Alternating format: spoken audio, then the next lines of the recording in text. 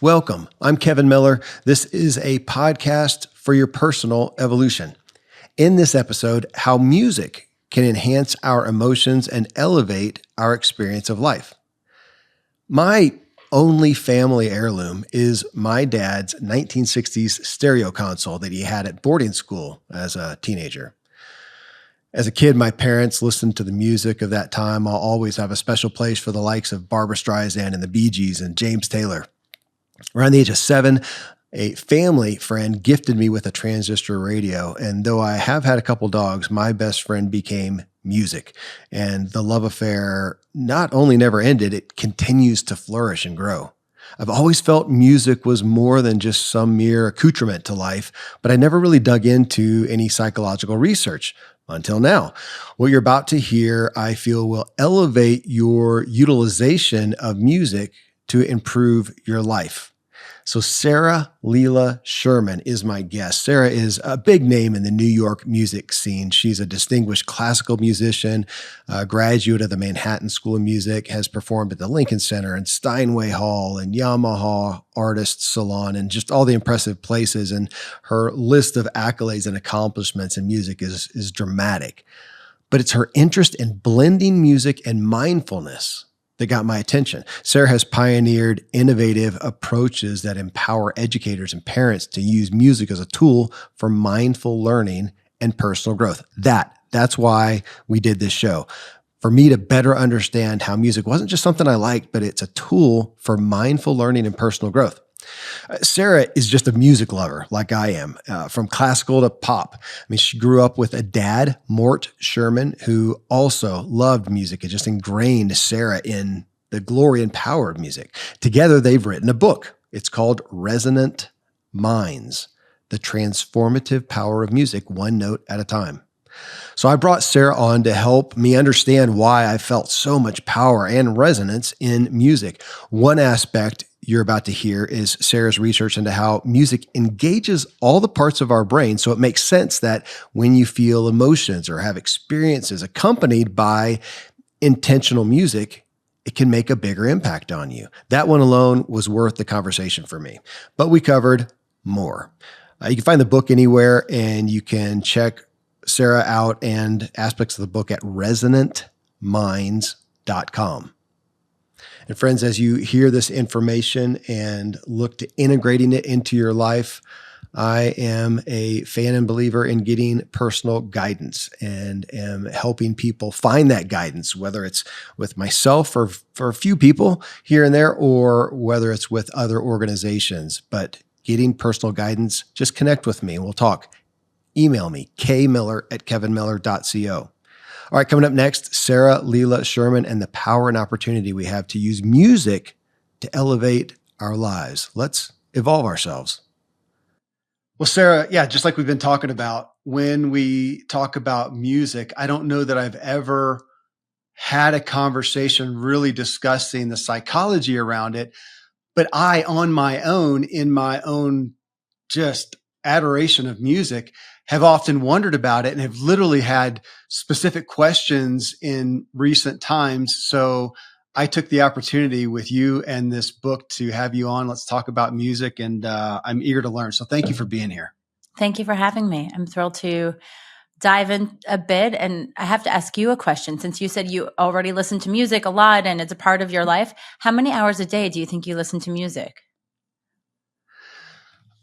Here's my reference point. So my family and I share a family Spotify, actually a couple family Spotify accounts. And at the end of the year, they send you the year wrapped, all the stuff you've listened to. And oh gosh, what is the number? I think it adds up to like 6 or 8 hours a day of music. But even there, talk about the psychology.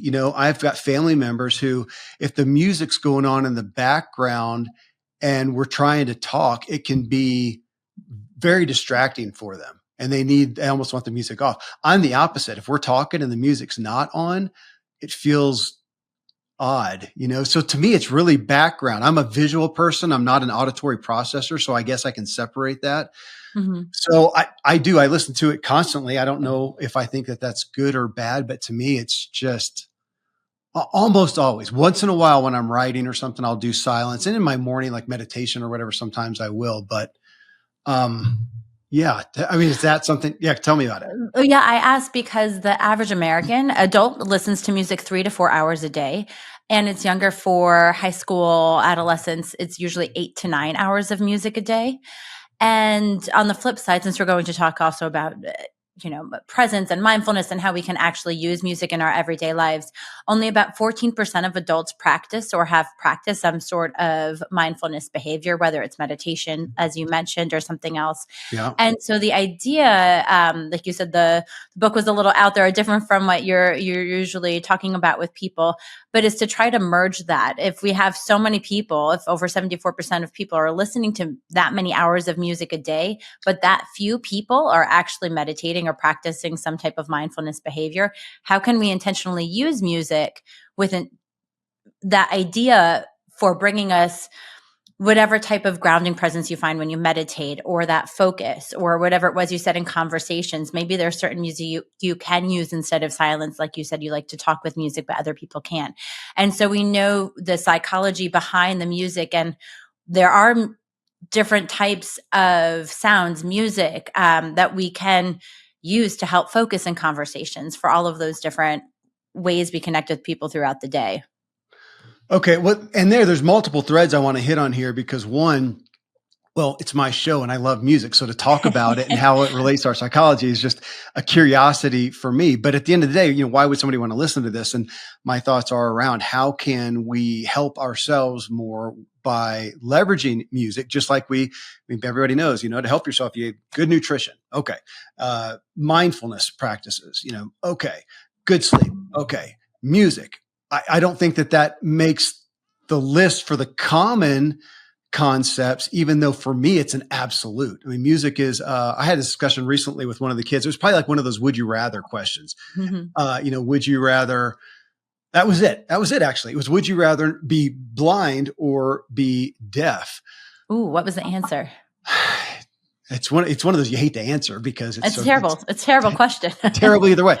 But I said ultimately, and I've thought about this a lot. I would lose my hearing, and because I want to be my visual world of being out in the mountains and visual representations of things is probably paramount.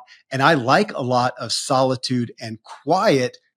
Except I always have music as a part of that. So that'd be the thing that I would miss. I could see myself having a big bass speaker next to me to where I could at least feel it, even if I couldn't really hear it.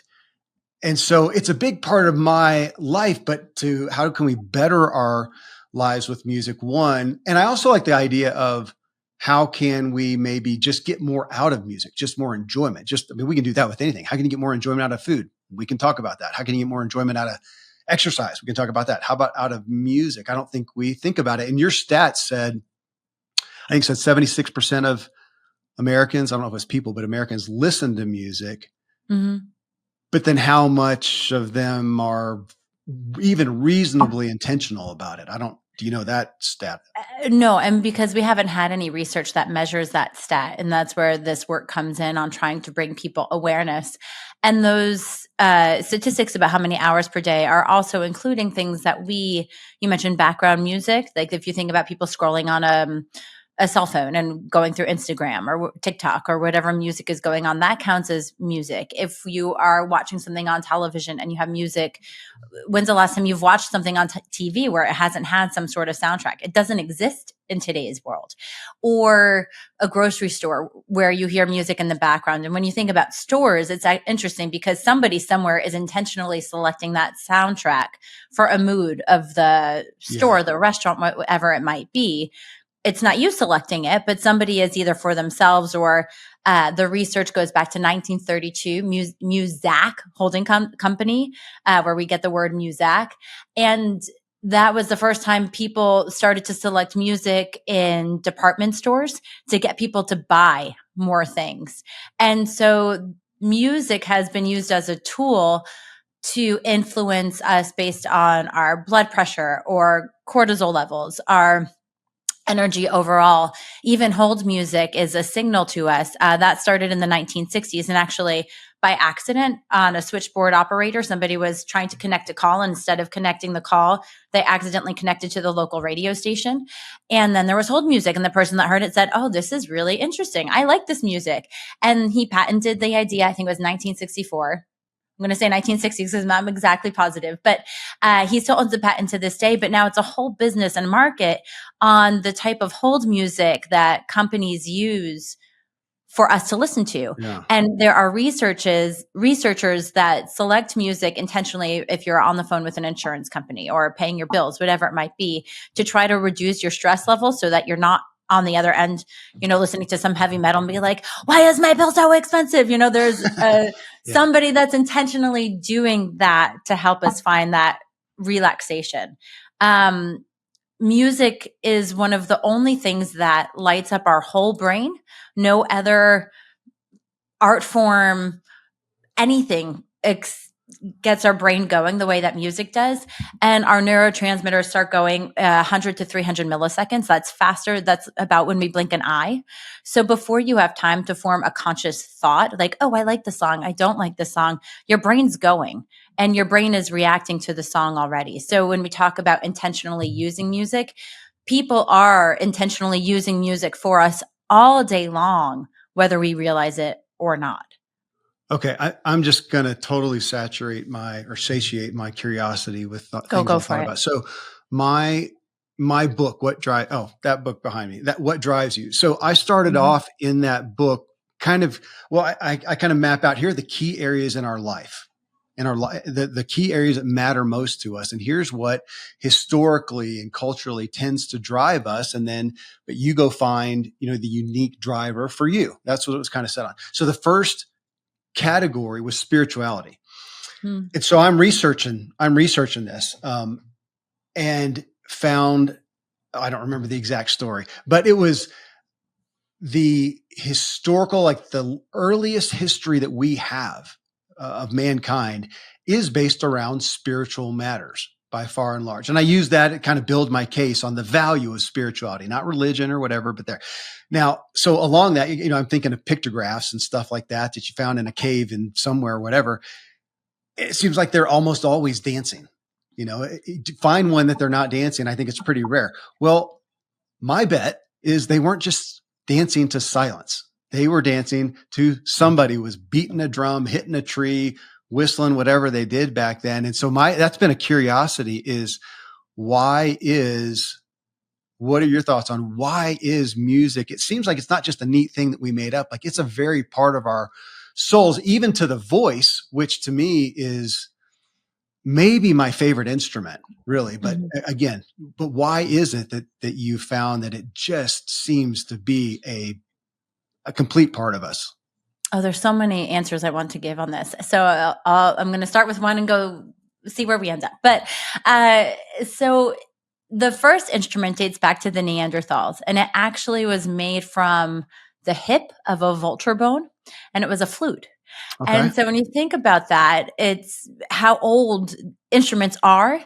And music, like you mentioned, these pictographs of people dancing predates language. So as a form of communication, music was being used to create joy, to create a community. And think about how important communities were back around the time of Neanderthals, safety in numbers, hunting together, the tribal effect, the rhythms that drive each other together.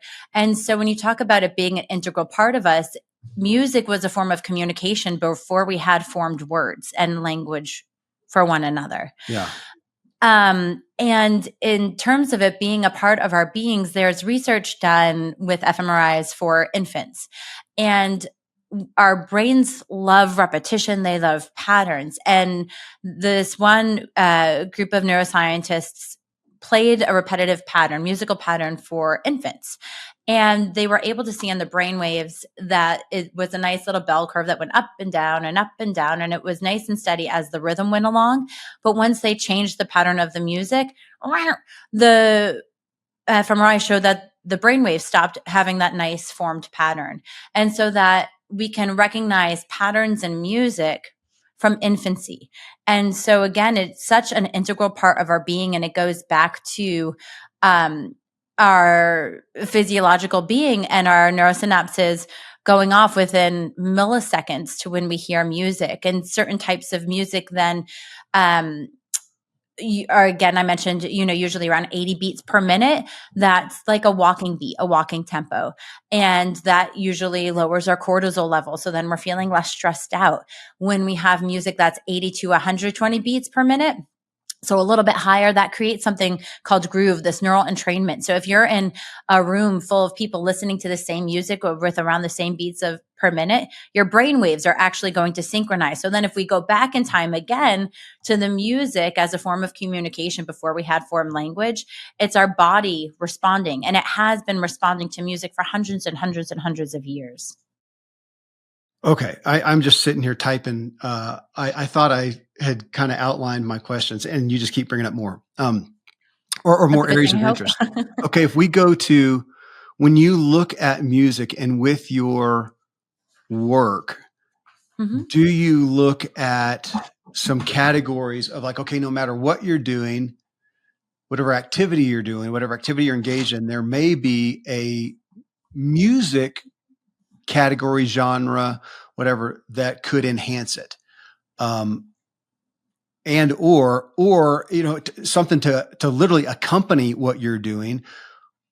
And then there's also the times of actually listening just to listen to the music, just like when you would, like going to an orchestra and you're just there to listen to the music. It's not a visual spectacle necessarily, or that's not the point. How do you look at all those? Like, yeah, all those work, or are there specific areas that you look at for human benefit of, oh, this one has really high importance? Does that make sense? Yeah, it makes sense. And my answer is yes. Those all work. And again, it's the intention on what you want to get out of the music you're selecting. So the two instances you just mentioned, I like to call active listening. That's when you're intentionally listening for something, and purposeful passive listening, which is I don't know if you've talked about the default mode network on your show before. If you're familiar with the default mode network, that's when. Yeah, but it's so many different applications. So just do it. Yeah. So that's when we're kind of at our most creative, when our brain is at rest, but our brain needs to rest. And so when we're actively, listening to a piece of music or whatever it is, where we're purposefully selecting a task and it has to be done with this focused kind of a task oriented situation. That's where I like to think of active listening, where this purposeful passive listening, where it activates the default mode network, is where we're our most creative. Maybe there's a problem you're not able to solve. And when we work on having that state of mind, we're a little bit more relaxed, we're a little bit more fluid with our thoughts. And there's music that we can use. Some of my favorite tasks or tools that I give when I lead workshops or work with children or teachers or adults of any form is something really simple, like drawing what you hear. Claire de Lune is a very popular piano piece a lot of people have heard in the background of movies or whatever it might be. And it's actually a nice example because Debussy is the composer, and he was influenced by this poet named Paul Verlaine. So he wrote this song based on this poem, but it's all dreamy. And so if we listen to this piece of music, and you can free write, you can draw, you can daydream. And if we let music to kind of wash over us, then it helps activate this default mode network for our brains. On the other side, with active listening, an activity I like to do a lot is intentionally breathing with the music. If it's in a simple 4-beat count, let's say in, 2, and out, 2. I'm not sure how you meditate, but I'm sure there's some element of breathing. And if we actively listen to a piece of music to breathe along with the beat, it's a different type of listening. That breathing, as we know, a deep grounding breath really helps create presence. It helps slow down in the middle of the day. It's kind of, when you say 3 or 4 o'clock, instead of getting that 4th cup, 3rd cup, 2nd cup of coffee of the day, to, if I can't go for a walk, to take some deep breathing, something like breathing with Bach. So I guess that's my way of saying yes. And when we practice active listening to something like the beat for breath, It also helps us work on active listening and conversations with our peers, with our children, with our friends, with our colleagues, because active listening is a skill we can all work on. And it's something we all need to practice in our everyday lives. We can all become better listeners. So music's an excellent way to work on that. It's interesting as you said that. For some reason, I thought of, we think about that music to match the mood. We hear that kind of concept, but more so lately, I have been focused, and this is not an area I claim any expertise, but just an interest in, is just literal energy and resonance. And thinking that when I am out on my back porch and the trees and the forest and the wind, I mean, that's a music in and of itself. And then sometimes we'll accompany it with, get a speaker out and put music on. And I'm looking for something that resonates with it, that matches. I was actually thinking, is it and if you're having a discussion out there as well, that would be a third thing. You're talking to somebody. So it's three things and we're looking for a resonance that in a sense creates a harmony. Fair? Yeah. And I think that's, if you think about it, I just because I worked with a bunch of high school kids last week, and I really liked creating activities for them to kind of mess with their brains to really feel what was happening. And we did this one activity with listening to music with words. And I asked, because if you're talking about having a conversation or having resonance within that, I'm curious whether you pick music with lyrics or without lyrics. And the reason is because the part of our brain that processes language for output, like when we're talking, when we're writing, is the same for input. And so if it ends up competing. It's like a verbal traffic jam. And so I had a lot of these kids tell me, oh, well, I work really well and I write with music with lyrics all the time. And I was like, great. But I'm glad that you've been able to do this, but let's experiment with music without lyrics. Lyrics are so important and they're wonderful. But again, it's finding that soundtrack and that selection. So I didn't tell them what song I was going to play. And I asked them to write a letter to their future selves, whether it's themselves tomorrow. These kids were really into dystopian future. So if it was themselves, 150 years from now, what they would want to say. But then I blasted Bohemian Rhapsody really loud in the classroom. And the reaction was wonderful. It was exactly what I wanted, where, you had the student with an involuntary foot that was tapping the beat, because the beat is something that we feel, whether we realize we're moving our body along or not. It's somebody else that was starting to write down the lyrics when they were trying to write their letters to themselves. Somebody looked up at me and was like, can we turn this off? I can't get anything down. And so it was such an awesome experiment with them to see the frustration, and also selfishly to prove my point, where it's not the same as when we select music without lyrics. So that's my long-winded way of asking, when you select music to resonate with the mood of what you're looking for, I think it depends on what you're looking for. You don't want to create that verbal conversation if you're in a traffic jam. Like I think you said, a family member of yours hates having music on in the background. Well, what if you have a conversation on it with instrumental music versus music with lyrics? Okay, yeah, I've experienced that for sure. I am definitely lyric heavy. One of my kids said this recently, that we were actually doing a session. We have family gatherings where we listen to new music and share it with each other. And we did that, and his music was more instrument heavy, had lyrics, but it was more instrument heavy.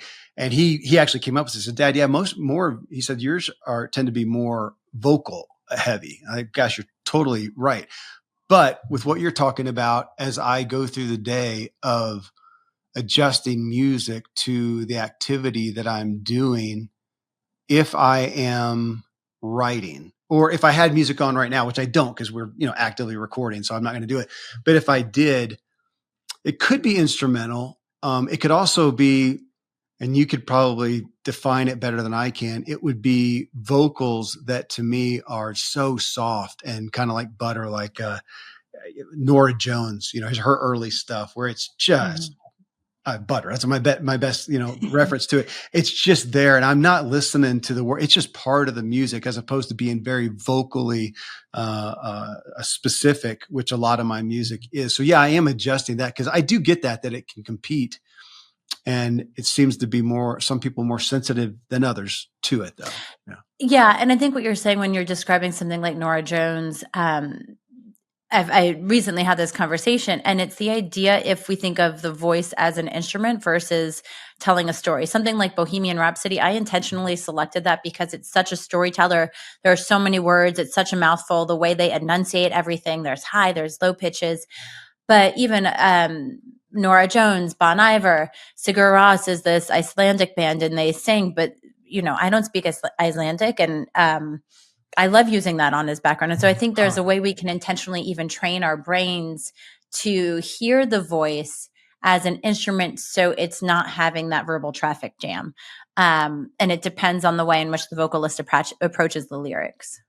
Okay. Yeah. I think Sarah, as we're talking, that I use music to accentuate any moment for the most part. And again, sometimes I'll do silence in the mornings when I first get up and I've got a book, a journal, or I'm just looking out, or I'm meditating, whatever. I'm not currently using music then, and I'll kind of get to a point, and then I'll know it's music time, and then I'll see what am I in the mood for, and then it gravitates over the day, but it accentuates, what it is. I mean, if it's out in the backyard with the wind blowing, it may be James Taylor, when back in my cycling days, and it's just really high intensity training, it might have been the Matrix soundtrack or Soundgarden or something like that to go with it.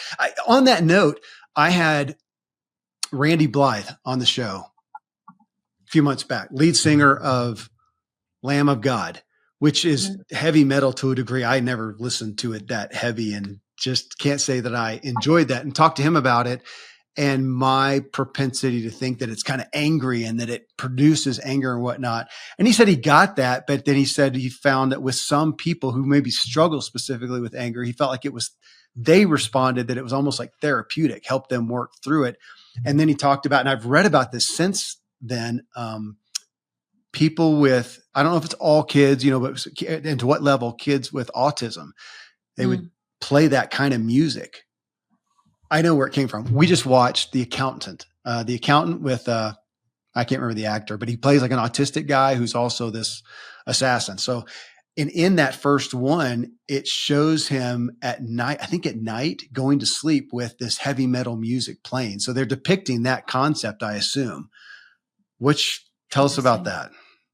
Yeah. So, I'm going to preface all of this. I didn't mention it in the beginning, but I'm a pianist first, and I worked closely with neuroscientists. And so I'm going to answer to what I know, and my reaction to what you said, then pretend I know exactly, with the heavy metal. So the research that I've done with all of that shows that if we're feeling sad or depressed, and we tend to listen to music that is sad or depressive, we all know that type of soundtrack that can do that, or heavy metal and angry, it tends to exacerbate those feelings, and it doesn't necessarily help get out of those feelings. And so I want to get back to the neurodivergent part also, but just in terms of that simple fact of knowing that, especially the research done with depression and sad music or loneliness, it's the difference between playing something that makes us feel like we want to angry scream to it versus something that makes us want to get up and jump around and dance. When we jump around and dance, we release endorphins, and then we're starting to feel happy. And if there's other people around, then we're releasing oxytocin. And so we're creating this bond with whoever might be around also.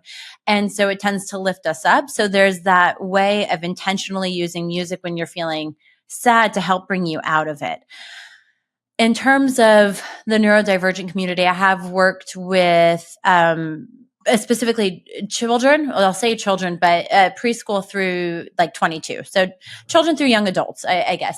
And the work that we've done with them has been using music as a tie for their emotions, and especially for some nonverbal people. And I think with heavy metal or whatever it might be, what music does for somebody who doesn't know how to communicate their thoughts, well, I feel sad, I feel mad, selecting a song and playing it for me, for an adult, for whoever else might be in their lives to connect to, is a way of expressing how they're feeling when they don't have the vocabulary to connect with us in other ways. So I find that way to use music with, I've used music that way with people on the spectrum and a whole different other different ways of communicating. I like Did I answer that. your question? I feel like Yeah, I went on. it does. And it brings up, I'm just, of course, thinking about myself and thinking, I bet I have done that, do that, but in the past. So and my listeners know this, we talk a lot about emotional intelligence, and I Mhm. view myself as somebody who has historically been very emotionally unintelligent. And Hmm. I bet I have used music to help express those things that I did not know how to otherwise. Like you said, I couldn't verbalize them. I couldn't even conceptualize them, but I use music because I do use a good amount that is um, contemplative, could be sad. I appreciate that. And okay, so on that though, this brought up another perspective. There's a movie that I'm a fan of, so many with music. Movies with music or food focus are kind of family faves, and mine for sure. So a lot of them with music, but there's one called it's called Warrior or The Warrior, about two brothers, and it's mixed martial arts. And one thing that stood out as this guy is being trained to, do the championship or whatever, is his trainer trains him to come out of the whatever locker room into the, fighting arena, not to the heavy metal music, not to the music that you would expect to exacerbate his anger. And he has some line in it that I should go find out, but he has him come out to Mozart.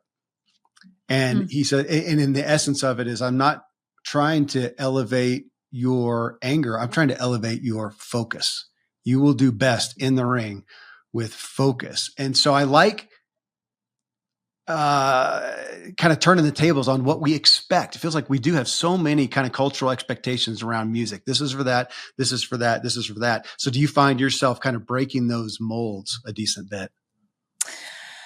Um, I try to. I like to call this like the feedback loop of the familiar, where I love when you were saying that your family shares music and you listen together. That if you think about whatever you mentioned, Spotify. So if you think about your Spotify playlists or whatever it might be, once you get to the end of it, it says, here are some more songs that you might like. And it's going to feed you the songs that it thinks you like. But I don't listen to a lot of country music. And so as a result, it's never going to give me country music Yeah. on my you think you might like.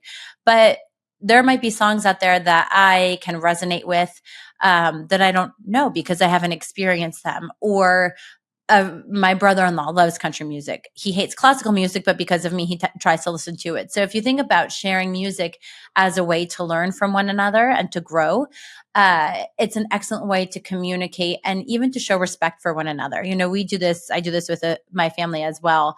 And my son is 6 years old and he's really into fart songs. And there happen to be fart songs on Alexa that are William Tell overture. So they're classical music songs and we let him play them because it's his musical selection and it's a way of saying we respect your choices. It's not what I'm going to put on for myself, but it's a way of doing that. Well, my daughter has other things but it's a way of just opening up that feedback loop of the familiar.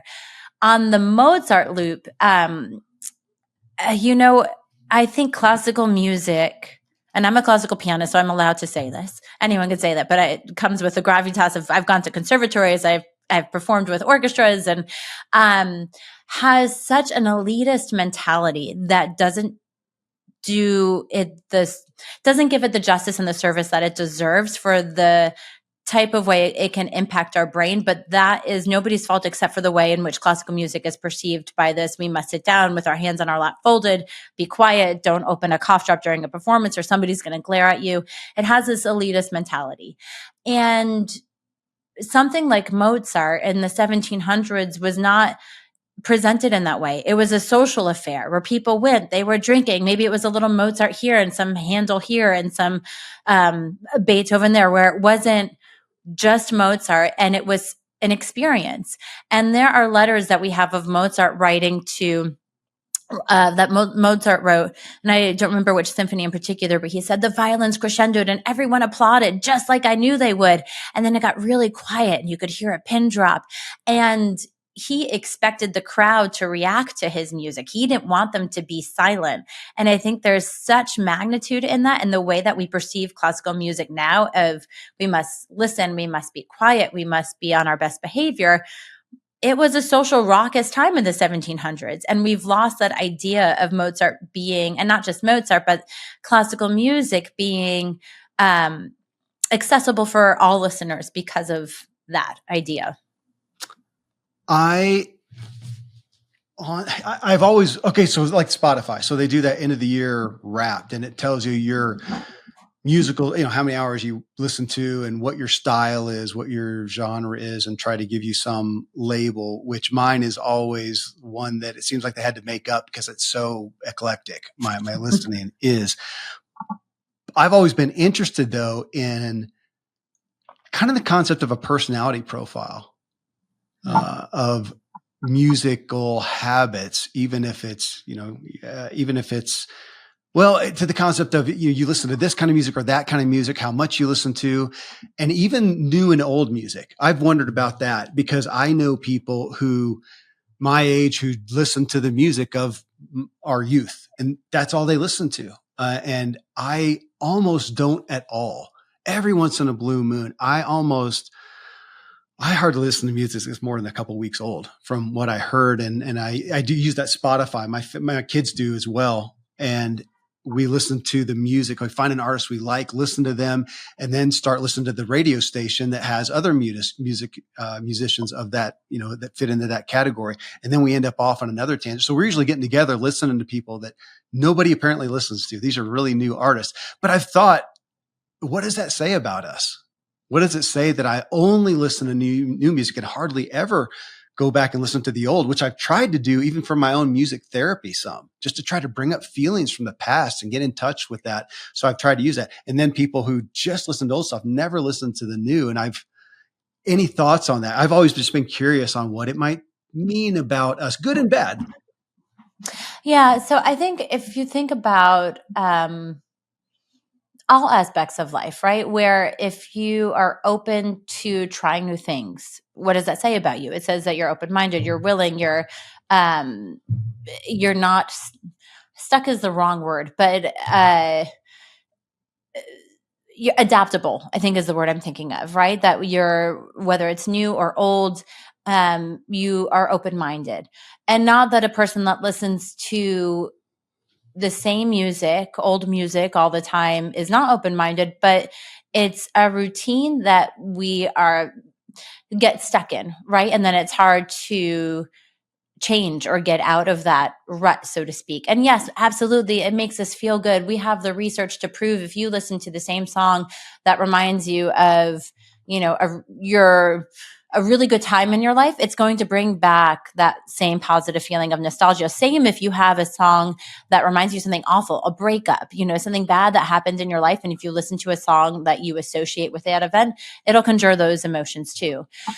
But I think it's important to, like anything, like trying new foods, trying new anything, whatever it might be, when we talk about wellness or creating positive habits for our lifestyle, I think it is important to try to listen to new music. And maybe that means sandwiching it between songs that you know and love and sticking a new song in that playlist that you've never heard before. But if it's front loaded by something you really love and end with something you really like, then it's not going to completely disturb the experience, and to just give it a chance and to take notes. What did you like? What did you didn't like? So it's not a passive music experience. It's something that you're intentionally doing and aware of listening to something you're not normally accustomed to.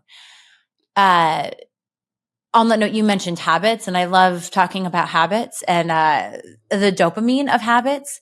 And I think music is one of the most underutilized tools that we can do to create positive habits. And if we think of something like learning to brush our teeth, riding a bike, tying our shoes, that all gets attached to our explicit memory. It's something that we're consciously doing. Oh, okay, I have to put the button in, thread it through, then do this, or put one foot down, then the other foot down, until we've repeated that behavior enough times. It goes into our implicit memory and it goes into our subconscious. You don't think about how to button a shirt anymore. You don't think about riding a bike or brushing your teeth. It's automatic.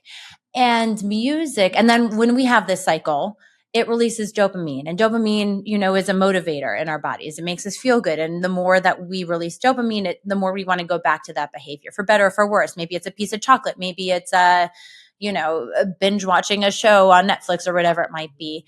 But with music, we can create a behavior attached to a song and have it start at that explicit memory point where we are consciously putting on this song with this positive behavior for a positive impact in our everyday lives until it goes into our subconscious. And it takes intention to do this, to create this cycle for ourselves. But I absolutely do it. I have the same soundtrack that I use when I need to sit down and do work or for getting out the door, with little kids. That's one of the hardest times of every day. But if we have that same soundtrack, and again, because the music reacts faster than we have a conscious thought in our brains, then it creates that trigger and that behavior can start to happen before we even consciously realize that we're reacting to that song. Okay. I have two specific questions on that. Okay. That it's interesting, kind of back to music and psychology, I guess, is because I look at food. So I do label myself as an immense foodie. Love good food. Okay. I love cooking every night. The kids know kind of the climax of the day is whatever I'm going to cook and what the food is, but I'm not super adventurous. I don't do a whole lot of new things. I kind of want to, and I just haven't cared enough to take the effort to. So it's really good food, not super diverse, kind of in a rut. So it's not like I'm doing that everywhere, but music. Why is that? Why am my habit is new music. I mean, I'll go on and when we're done here, I'll put on something that I may know, kind of my current playlist, and then I'll put it on the whatever Spotify AI shuffle or whatever, and it'll bring in stuff that it thinks that I may like, and then something will catch me. And I go, oh my gosh. And I probably feel it inside, and then I'll pay attention to it. That with that, the impact to what you said. Are you familiar with Rick Hansen, Hardwiring Happiness? He's a psychologist. I'm not, but I'm going to write it down. Well, he did really well with that book and that concept. And his kind of premise, and this is Kevin's paraphrasing, is that when something negative happens, it's usually an emotional reaction, and that hardwires it in. And that's kind of how we're primarily wired. We tend to have a negativity bias when we remember the negatives. He says we don't do that as much with the positive thing. The great thing, fun thing, nice thing happens, but it's not that emotional hit that sticks with us as much. And of course, his premise then is how to do that, how to hardwire our happiness in that way. So when I was reading in the book, that's one of the things in your book, the things that came up, there's so often where that old song comes up and somebody remembers like, oh my gosh, I remember what was happening when I, used to listen to that song or when I heard that song playing. And long story short, does music, what is it about it that helps it hardwire in our emotions maybe? Is that fair? Yeah. So I'm going to give an example and a few other things. I want to talk about Alzheimer's for a moment, and also because that I think it really goes along with the idea of music and hardwiring in our brain and the emotional attachment. So I mentioned earlier on that music activates our whole brain. Yeah. No other art form activates the entire brain. Even when we're talking right now, it's a certain part of our brain, right? It's this Wernicke's area and Broca's region, and it's not the entire brain.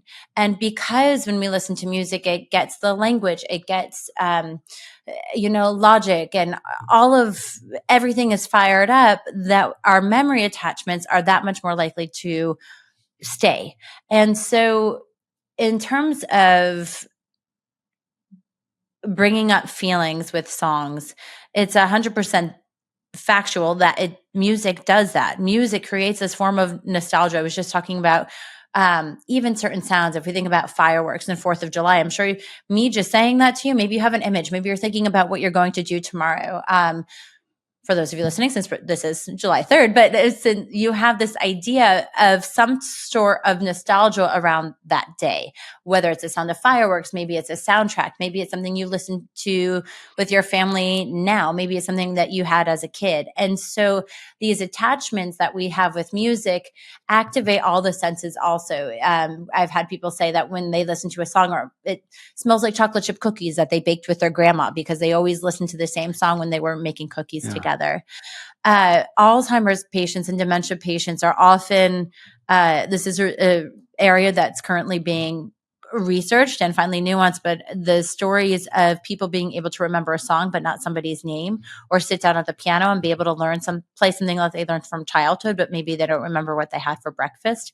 And again, it's because it's such an integral part of our system and our being. And again, that whole brain activation in a way that nothing else does. It's such a core part of our being. And you mentioned emotional intelligence.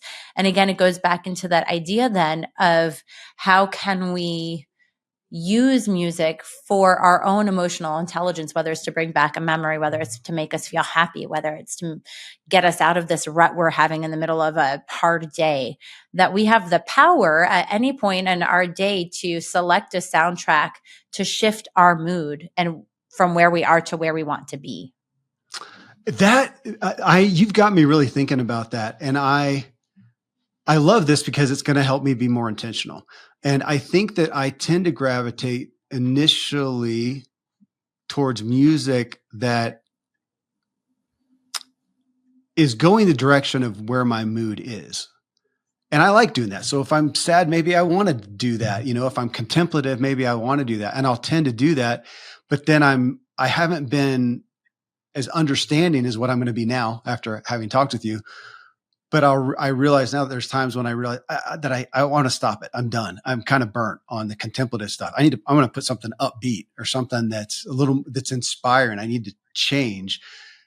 But I like the idea now of being intentional of, do I want to have music going that accentuates the current mindset that I'm in, or would I be best off to alter it? Again, to use it more as an intentional tool. I mean, that's a lot of your premise here.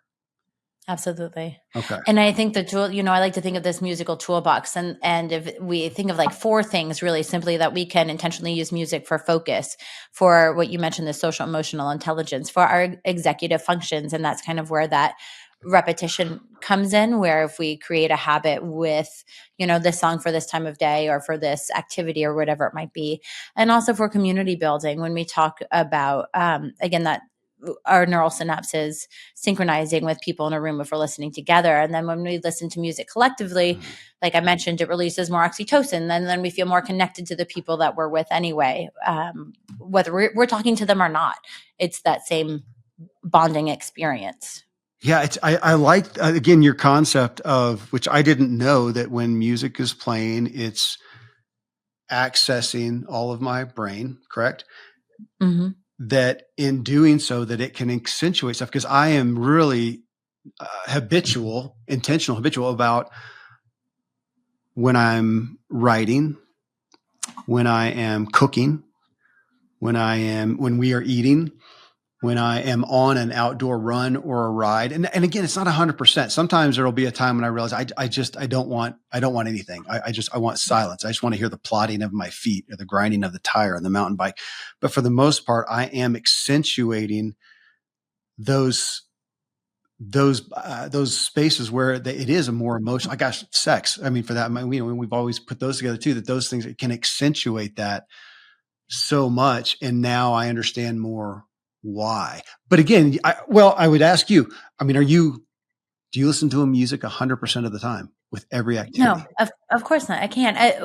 So a few things. I think the idea you mentioned as background noise or background music, and the idea that there is no such thing really as background music, even if we're not paying attention to it, it's impacting our brains. Yeah. And that was the idea of listening to music with lyrics when we're trying to write, that whether we realize it or not, it's our brain is firing and we have no control over that. And it's kind of brilliant, fascinating. I think we don't even fully understand the capabilities yet from a scientific standpoint of the full impact on how we can intentionally use music for, in mindful being in our lives. I think we're just starting to really understand all of that. And in terms of silence, I don't listen to music all the time. I listen to a lot of music. Like I mentioned, I like to run. And so I like to listen to music. I do put on a Spotify playlist and I say fast feed, or I like having, the controversial 180 beats per minute. So I know what type of tempo my feet are going at. And for me, it's the rhythmic drive of that type of music. And I don't have to know the music, but it's that rhythm that keeps me going. And I have conditioned myself, like I mentioned, Bach cello suites are what I go to when I work. But in terms of also conditioning our brains, it has pluses and minuses. I tend to listen to Yo-Yo Ma, who's a very famous modern cellist, or modern in terms of he still performs all over. And I listened to a different cellist of the Bach cello suites, and I couldn't get the work done because the phrasing was different. They maybe elongated something here, and because my brain was so conditioned to Yo-Yo Ma's phrasing, it didn't work. And so I'm not going to say that music is always the answer, but I think with that intention and awareness, it can be a fun game in our everyday lives to see what can I use here to make this situation easier, or to help me out here, to connect better with, my colleagues, my children. This doesn't necessarily limit to family. It's a way of creating a community and an office space also. And so I think it's all with that intention and awareness of how we can better ourselves through music. And obviously it's not going to be 24 hours a day. That will drive everyone insane. Yeah. So it's that use, intentional use. So you remind me, as you're talking, there's a movie I stumbled upon recently. I'm so grateful. I think it's a decade old or more, and it's called Words and Pictures. Okay. It's kind of it's kind of I don't know what people would put it in, if it's a romance drama. I don't know, but it's actors and actresses. You would recognize one of them. I think she's a French actress, but they're school teachers at kind of a highbrow school. She is the honors art teacher. He is the honors English teacher. And they have this playful but serious war. They actually call it a war, and it's a public discourse that they do with the kids on what is more powerful, words or art. And so he's making these cases, to me, beautiful cases on its words. It's the power words, and he recites this stuff, and it's so good. And then she does it with pictures. It's just, profound. And I love it. At the end of it, I don't think it's a spoiler. It's mainly saying art moves us, just the power of art. I would have fun putting a third piece in there, is music, because it's just a different thing to me. And to me, it's probably the most powerful of any of those, because it takes in, the words and the music that make a picture and accentuate whatever we're doing. And man, I experience it as, if we look at it as a tool. I think you said music as a tool, as just it can be one of the most powerful aspects if we are intentional with it, if we are present ish with it. I mean, again, it can be back there. I'm not focusing on it, but I'm intentional about what's back there. I appreciate you saying that there's not really anything as background noise. It's affecting us. Yeah, absolutely. Go ahead. No. Tell me. I'm just, that came together, the words and pictures, that was the focus. And I'm going, what about music? I'm going to put that there. I wrote it down. I'm going to have to check it out. The idea then, or the question I want to throw to you, is one of my favorite Tolstoy essays, what is art? And so who's to say that words are not art to begin with, and that music is not an art form in of itself? And I think of art, Tolstoy says that art is infectious from the performer to the audience. So it's something that makes you question. It's something that makes you think, and it's something that grabs you and that moves you. And so that's when you think of modern art and, a black line on a canvas. Why is that art?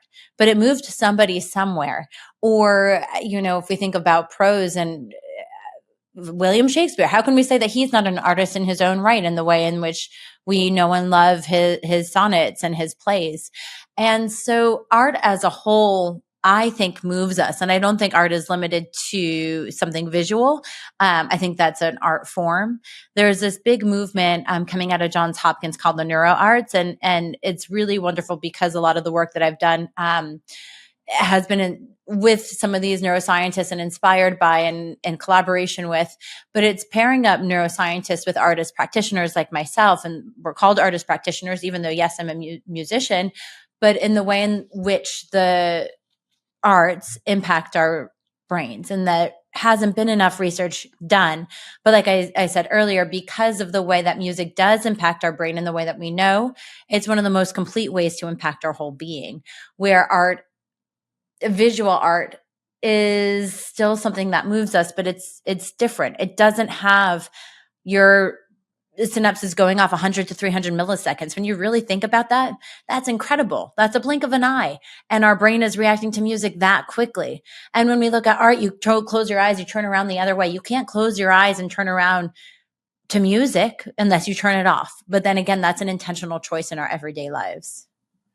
Okay, I don't want to elevate one above the other, but it's hard for me not to because how I experience it. And I would say that I experience music more than words and words more than pictures. But I also appreciate what you say, and that any of them in and of themselves are not necessarily art. They can be just bland and somewhat meaningless, I guess, to a degree. And maybe then we're coming into the intention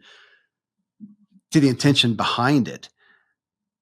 You talked in the book about, I don't know if you labeled it as sounds, but you talked about just you're in New York City and the sounds and and of course I thought of Autumn Rush, another movie, a favorite of mine, where the kid hears the cacophony of this and that, and it comes together as music to him. And I can't say that I've experienced that. I'm a country boy for one thing.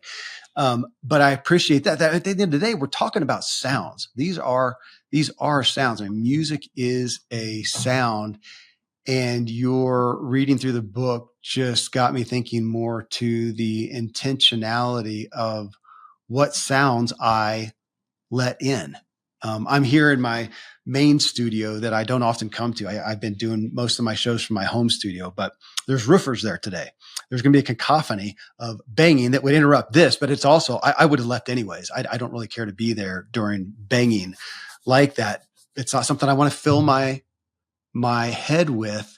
What do you see in the culture today in regards to sounds and our awareness versus maybe our numbness to the sounds, and how is that impacting us?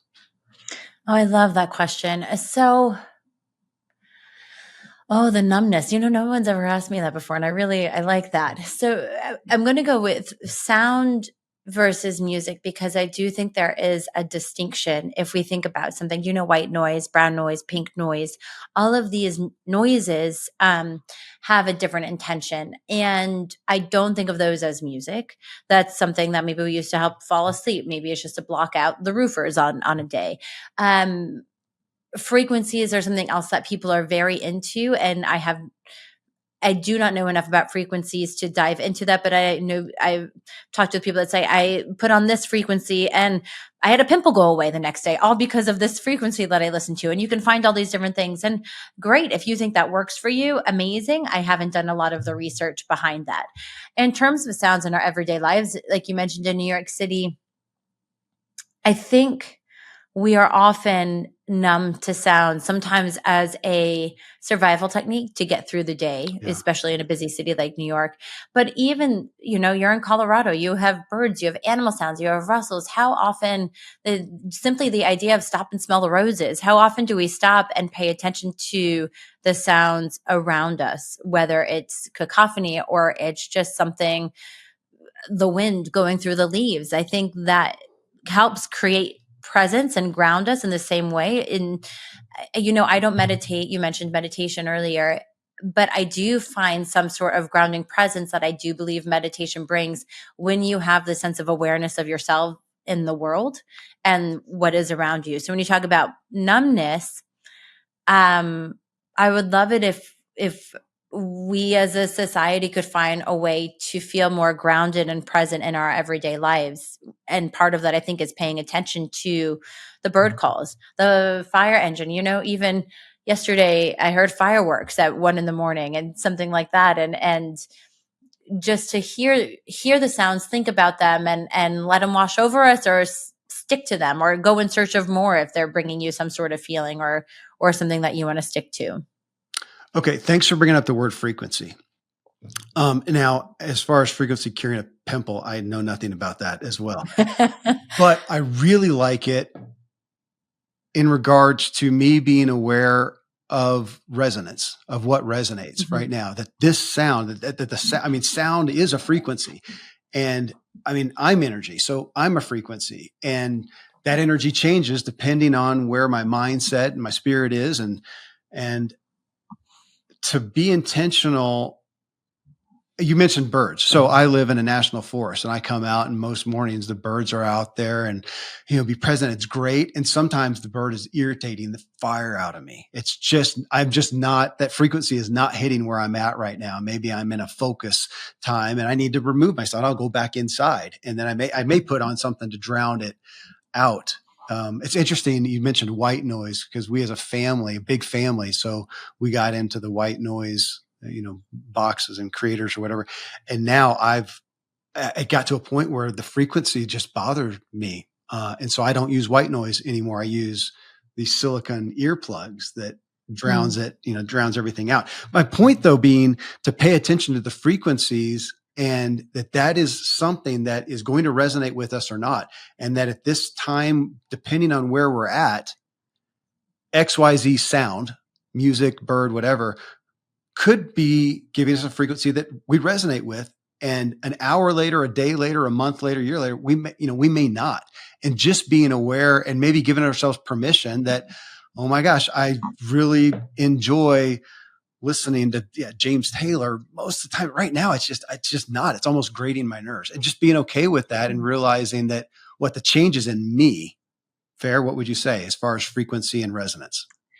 Absolutely. So I do want to go back with so the silly example I mentioned is because somebody was trying to sell me on the use of frequencies. And when I talk about use of frequencies in that way, it's not necessarily the bird call, but it is the timbre of a pitch. So like you could say, like an orchestra tunes to A440, and it's that exact number. And so that the number of the frequency, how high or low the pitch is that exact idea of using frequency to heal different things in your body. So there is a movement of people that believe certain frequencies can be used for healing. Would you relate it to light therapy, red light therapy, which has gotten to be big? I am familiar with that. Then they have different, I think they call it frequencies now that I think about it, or different pulses of red light that are supposed to address these issues. And with that, I mean, I guess there could be a correlation.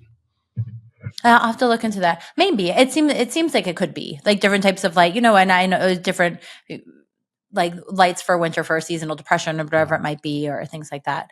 But in terms of the bird call versus James Taylor grating on you, I really liked what you said, because I think whether it's the frequency, the music, the timbre, the whatever it might be, it's about what resonates for you. And then recognizing exactly what you said, just because it was working for you yesterday doesn't mean it's going to work for you today.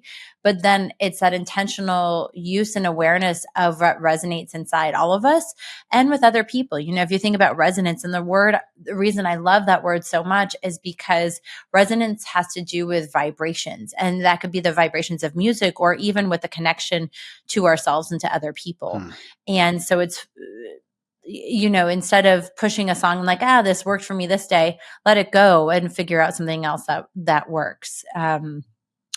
Because we're adaptable beings, it's not worth pushing something that doesn't resonate with us or for those around us. Well, I like the concept too of just thinking about, like I said, we do a lot of family music sessions because we are so consistently, gosh, talk about a love language. I've gotten things like that from my kids of, I don't know, little memes that I can't recite now, but little quotes about it being a love language. That is probably the thing that we as a group share the most, is new songs.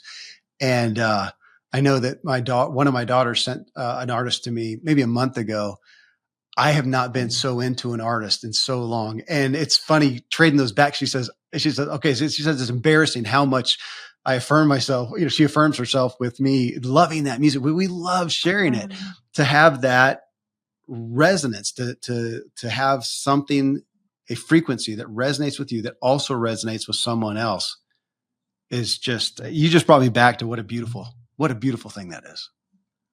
Yeah. And just because you mentioned music as a love language, I think it's Victor Hugo. I'm going to paraphrase, but it says something like that, which comes closest to expressing the inexpressible is music. And I grew up, in a very musical household, but in a way, where music is playful and joyful. And even with classical music, I co-wrote this book with my father, who, when I was a child, taught me to sing animal noises to Beethoven's Ninth Symphony, and that it was okay to do that. And I have such memories of that, but also knew then, our language was, when I was going to a competition, he wasn't allowed to talk. The silence was the language, because I was playing through the piano tunes and had them, the Chopin going through my fingers, and silence was what was needed in that moment. But I think learning each other's musical language, so to speak, is such a sign of awe and care and nurture for one another in our lives, because we are all different. But when you really, like I mentioned, when you really listen to somebody else and you learn from them, and as she said, it was so affirming for her that you really liked her music, that's something that's, I hope you remember in 25 years and 50 years. And when you go back and play this song or whatever it is, this artist, that it brings you back to these memories and these conversations you're having with her now. And chances are it will, because it's resonating with both of you. One of the kids sent some quote recently that was, if someone, to the essence of it, someone sends you a song that they want to share with you, stop what you're doing, lay down on your bed, listen to it over and over. So we have gotten better about that, and I'm grateful. So just, I want to anchor this thing on, a lot of what you start the book off in the message is mindfulness and being present. Mm-hmm. That was curious to me, because when I think about, especially not to label it and confine it to meditation, that's usually when I am not. I'm going to play with music. I haven't done that with that. That's been the one time I thought, okay, Kevin, chill out and don't play your music that you're always playing.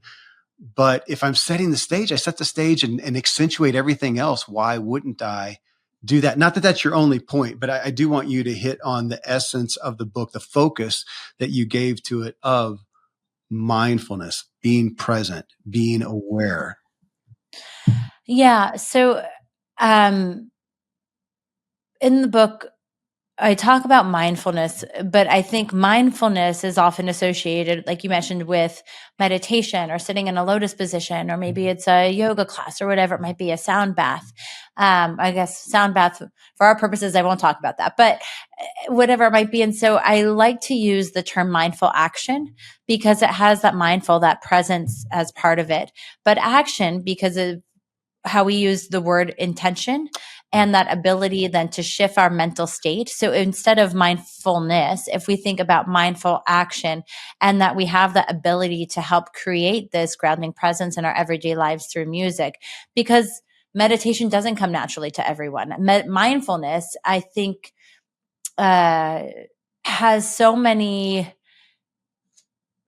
for lack of better words, there's a lot of stigmas against mindfulness. I was talking to my childhood piano teacher, who I'm still in touch with after all these years. And I was talking with her about the book. She goes, I don't understand all this mindfulness business anyway. I don't think I've ever practiced it. And I had to say to her, it's like, Vita, of course you have. You teach people music. You've taught me to play music and to breathe along with it. You live and breathe this, whether you call it of another name. And so, a little bit of a tangent there, but so I think this idea of mindful action to create presence in our everyday lives and awareness, and those four pillars of focus, social, emotional, or emotional intelligence, however you want to use that, our executive functions, and this community building as a toolbox to shift with intention in our everyday lives with that action, that's the shift, and the way to bring back to our minds to that intent for ourselves and this peace within ourselves.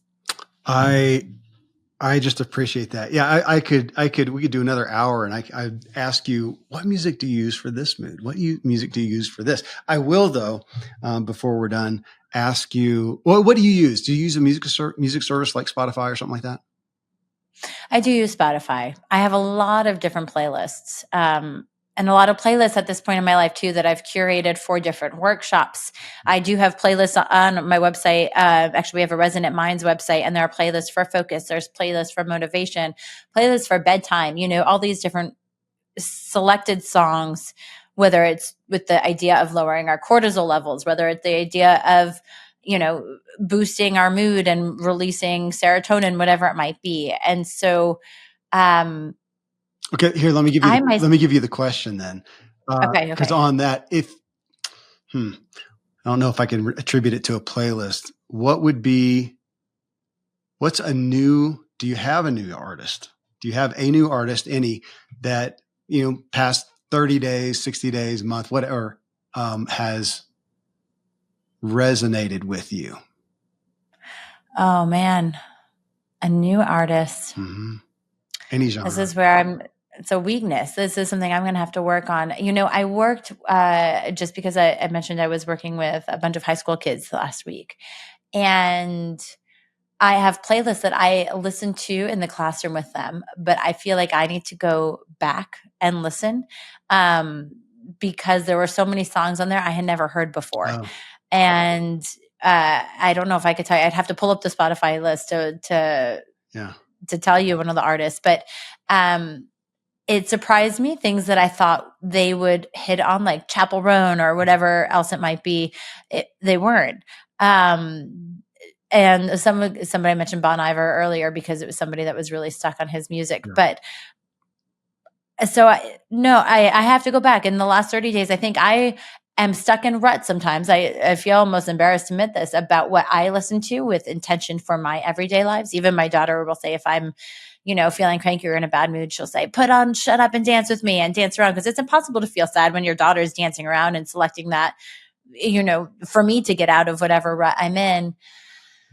But now, thanks, Kevin. I have to go back and figure out some new artists to listen to. And if I haven't, then I have to get out of my own feedback loop of the familiar and get out of my ruts and open up my mind a little bit more. Well, I want you to share them with me. That comes up, the question, what's your favorite artist? What's your favorite?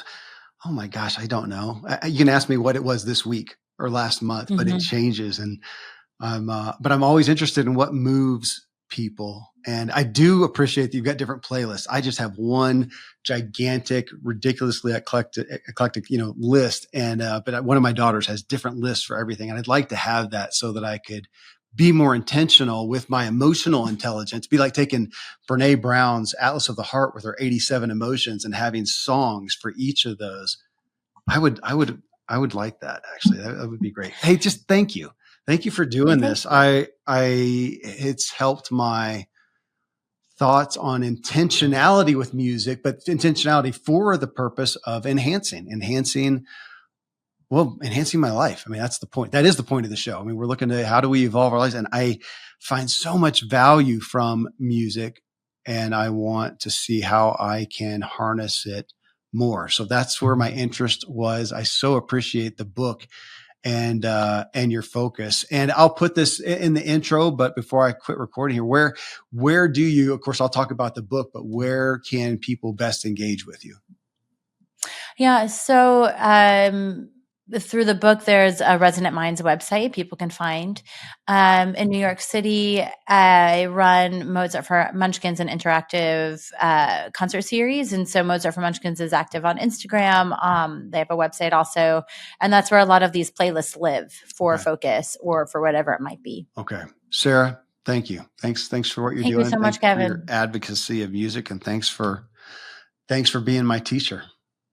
Oh, well, if you have any songs from the last 30 or 60 days that you think I might resonate with, please send them my way. Because now that you got me stuck thinking that, not stuck, but realizing I need to get stuck out of my rut. Fair.